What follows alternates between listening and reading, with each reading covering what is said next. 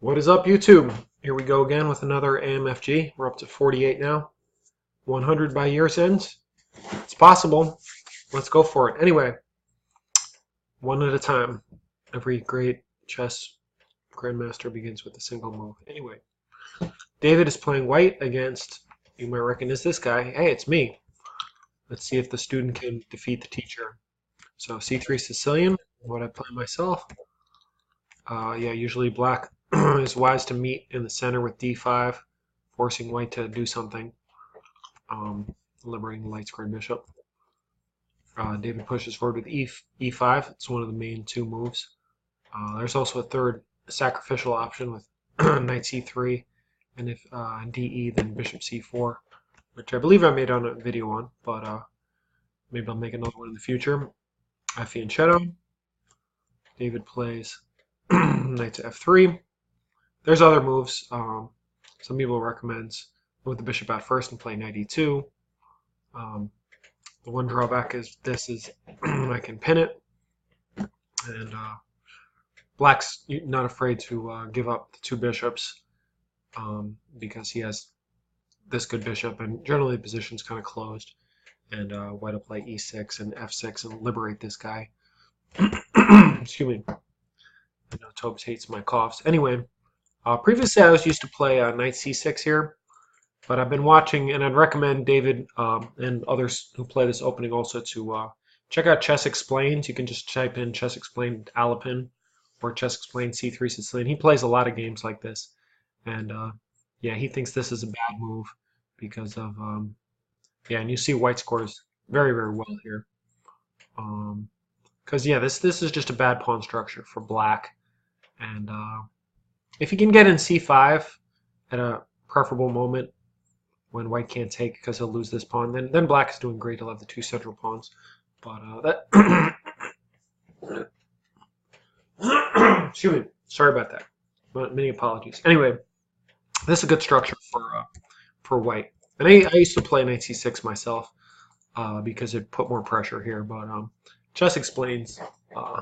German I am with a YouTube channel, slightly more popular than mine, just slightly.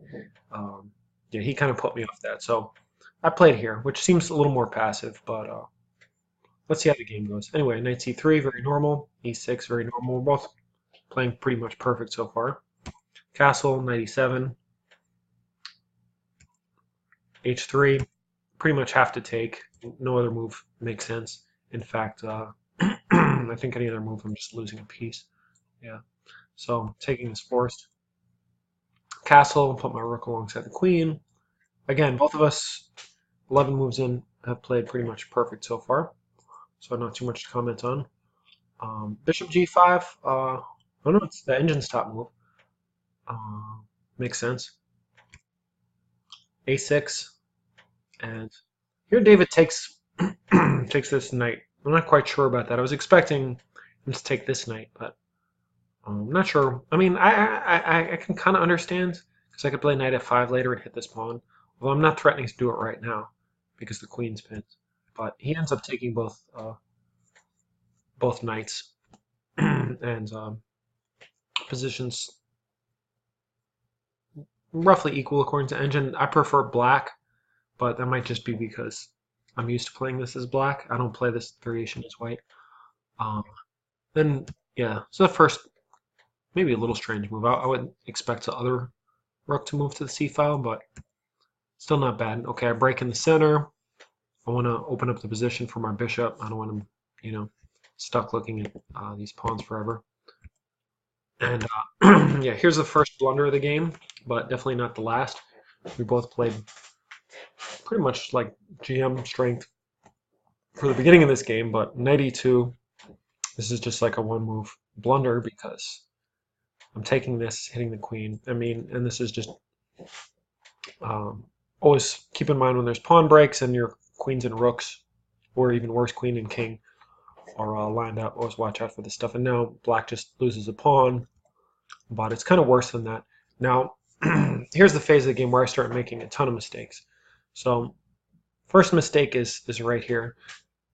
I figure I don't want to play e4 because that kind of keeps the position closed for the knight. I'm thinking very kind of abstractly instead of concretely, you could say.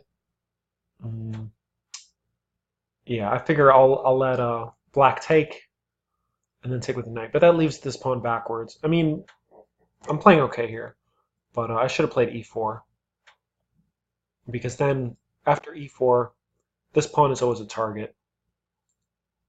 Um, it's isolated. White's gonna have to babysit it. I don't have this backward pawn to worry about as much. I mean, this knight can kind of come after it, but now I can just take here, and then I have two connected, not quite two connected passers, but this one will be a passer. And if it gets up to here, it's like game over. Anyway, I'm supposed to be helping David here, but I'm also commenting my own my own moves. I can't help myself. I pose rooks, which is okay. He takes here, I take here, and this is a really interesting line. I don't know if I can be blamed for missing this, especially in a blitz game, or rather it was 5 minutes, 5 second increment, which Lead Chess calls rapid, but most people would call blitz, or 5 minutes with 5 second, yeah, increment. Um, I just took the knight off. I'll show you the engine line. Knight c4. Looks like I'm just giving up this pawn. Okay, first off, knight takes is no good. Well, because the queen hangs. And queen takes, takes, takes, and rook e8, the knight actually. Oh, it's got g5. Why is this so damn good for black? I didn't quite look at this variation. Sorry about that, but we can learn together. Oh, look at that. So that's a lot of moves deep. It's pretty hard to see. And then the other line, yeah, this is a very non-human type of move. I think I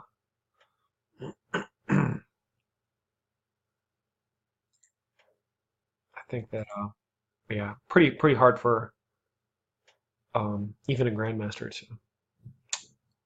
Well, maybe not so much, but you have to see this, the knight getting out all the way over here, and then this line at the end. And there's a few more lines too, but I took. I mean, I'm still up a pawn, but you can see if I would have had this nice pawn here, and white would have this backward pawn that's not going anywhere here, that's on the same color as my bishop, the knight has to defend or a rook has to defend, in which case I can get the open file. This would be a whole lot better for me than, okay, I do have these great pawns, but they're only really great if I can get this guy moving, which in the game I couldn't. I played, sorry, I played really poorly here, and so rook c6 is not so bad. Now I took, which also is not so bad. My idea is if queen takes, now I can start getting these guys going. After pawn, but he takes with a, oh, he does take with the queen. So why didn't I play d4? If he takes with the pawn, yeah, and I don't think he can. Yeah, I really want to get this moving.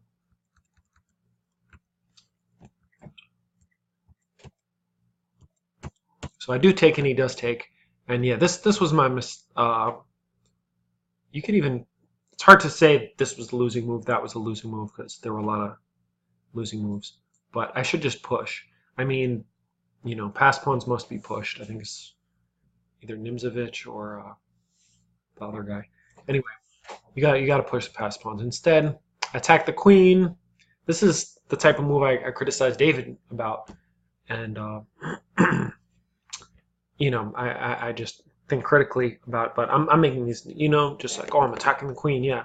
But I mean, the rook is almost equally good over here. This is coming at the king side, and after d5, d4, I can always bring the rook over here later. If the queen stays on the file, now I'm sure that, well, if he stays here, I can just keep barreling forward. But anyway, you got to push those pawns. So I attack the queen, but David plays a very good move here, blockading this pawn. Now if this one goes forward, this one's stuck behind. So although the engine still says I should push d4, I play rook c6. I mean, the rook, okay, it's defending and still holding the open file, but it's not very flexible here. It can't come over the king side. Rook e1 makes a lot of sense. Again, I should play d4, but I'm just trying to trade queens. Yeah, and again, I should play d4. Yeah, d4 makes a lot of sense here because this is adequately defended. The queen has no penetration points. Oops, not you. And I'm all set actually here to play e5, I believe, on the next move. Say if white just does nothing. Can I play e5? Looks like I can. Oh wait, no, I can't because the trade queens and wins this. But I can just keep pushing. This is the type of position the engine's gonna like say is great for black, but it just makes me uncomfortable. I'm never happy until I can get both of these guys going. And I'm always worried about this guy. I got to improve my chess understanding. I think there's just no substitute for doing tons and tons of books, tons and tons of puzzles, and just getting comfortable with taking some risk, because you have to take some risk. This is a risk, but it's justified. So anyway, so queen f8. I'm just kind of, please trade queens. Obviously, David, thanks to all my training, is not going to trade queens. And here I just this is another weak move. Engine says queen f8 is really bad, so I should just go back and put the ball back in white's court. But black isn't even necessarily winning here. He's just a little bit better. This is another weird move. The rook is super stuck here. Now the queen's stuck defending it. I'm here. I'm supposed to be trying to help David, but I mean, David does make the same type of mistakes as me. In this game, he made fewer mistakes. Nothing wrong with this. He's coming forward. I'm not really doing anything. I'm just jerking around and making terrible moves. So he's trying to break up my king. Maybe he can push again, come up with the rook, come over here. Really, David, besides the one blunder, David's played this really well. So now I just go back. I'm kind of admitting I don't know what the hell to do here. And I have 12 seconds. I will say I was distracted by my girlfriend. She was like, I'm standing here at the laptop. The TV is right there. And yeah, I'm not going to try to play chess when I'm distracted anymore. But anyway, enough of my bullshit excuses. And yeah, here, this you could say is like the final blunder, although the engine still says it's equal. But basically, I'm finally breaking down and letting white penetrate here. Engine cold-bloodedly just says like, bring the king up, but this is not an easy thing to do. Although it does make some sense. Rook here. Yeah, this is not the type of position. Engine says it's equal, but yeah, I'm not trying to play that. So if I'm not going to play king f7, what do I do here? Because I'm not playing king f7. Doesn't matter. It's the engine's top move. I'm just not playing that. What about king queen g7? Ah, that also allows penetration. Yeah, it's just bad position. I'm just all tied up. I mean, I'm a pawn up, but if king f7 is the best move, then it's not equal. White is better. So I got to give David credit. He's doing really well. He blockaded the pawn. I missed my chance to push this guy, and yeah, these pieces are really bad. My king is not safe. So very well played for David. And here I just blunder the b pawn. And I go back. Still not the end of the world. Again, this is one of my probably my biggest problem in chess. I may make some more videos on some of my tournament games, but you always have to think aggressive. Don't just think passive. And this is just a passive move, and it's a losing move. Yeah, David also could have thought to play here, but this is also good. So after blocking the check and he takes here, I have to counterattack on f2. And oh wait, right there. That would be mate two. 1-2 punch. Queen b6, defending and keeping pressure. And I'm surprised it says only plus point 0.3 for white. I would not want to be black in this game, and I especially didn't want to be black here. This is just again, the plus one is deceiving. I've been in positions that are um, I'm down 3 that I feel much more comfortable with than this. But I could have played a lot better. So yeah, David's really playing well here. Okay, I'm slightly happy now. I got this. Finally got my e5 moving, and this is I would call this a blunder. King f4. So everyone tells you move your king up in the endgame, move your king up in the endgame. It's very important. But unless you have a plan, okay. I mean, I guess I have a plan to come here, but um, white can stop me. Also, what I missed is white can sacrifice both of these pawns for both the center pawns, and then I have 2 to 1 over here if say takes and takes. But most importantly, the king is offsides. So a lot of rook endgames. If you could transport black's king over here, it would probably be a draw with best play from both sides. Obviously, white still has better chances, but this is totally winning for for white. So yeah, you can't just blindly follow principles. Although when you have 21 seconds, that's kind of what you tend to do, which is why studying the endgame is very, very important because when you're most likely to be in time pressure in the endgame. Anyways, uh, so king f4 was a mistake. David played rook e2, which is very, very sensible. Although, yeah, g3 would have been the winning move. So I'm on David's team here. This is like at least a question. I mean, at least one explanation point, maybe 2, because this just wins outright. I mean, the king has to go back, but yeah, I mean, it's still tricky. But in time pressure, I'm sure I would probably take these pawns. Dave would take these pawns, and then it's easy win. But okay, rook e2 is also good. Um, rook e6. I should stay on the open file, and I probably have drawing chances.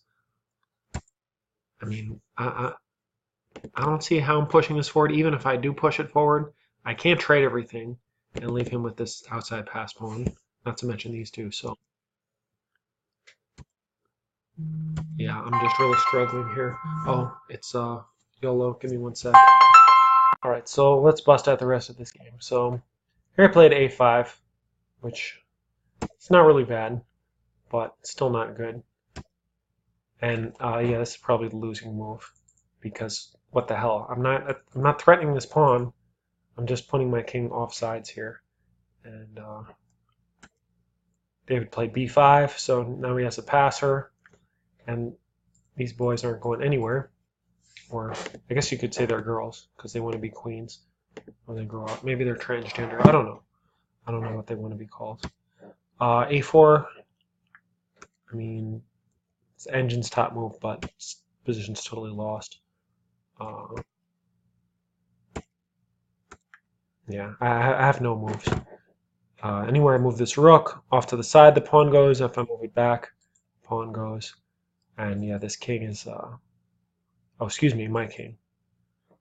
Whose side am I on? Am I David's side on my side? Anyway, I'm happy for David for smashing me. Although obviously in the moment I'm mad, especially since he's not smashing other 2000s. I'm like, all right, David, you got to smash the other 2000s.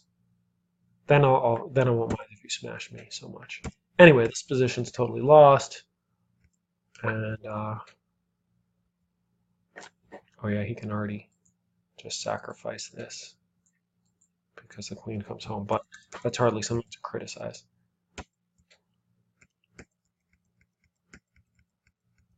And I resigned. So played one more game with David, but I have to.